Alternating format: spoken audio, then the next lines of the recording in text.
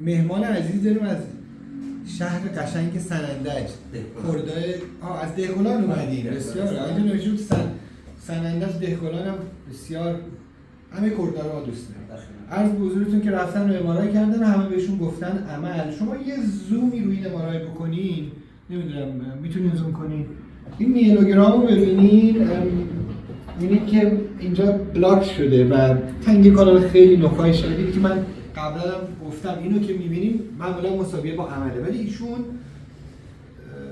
فقط یه مقدار درد پای چپ داره و حرکت پاش خوبه، بی‌حسیاش هم گهگاهیه.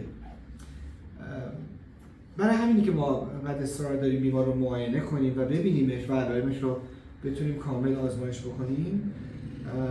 خب تو این موارد برخلاف اون چیزی که بهشون گفتن و امارایش نشون میده اصلا عمل اورژانسی نیست.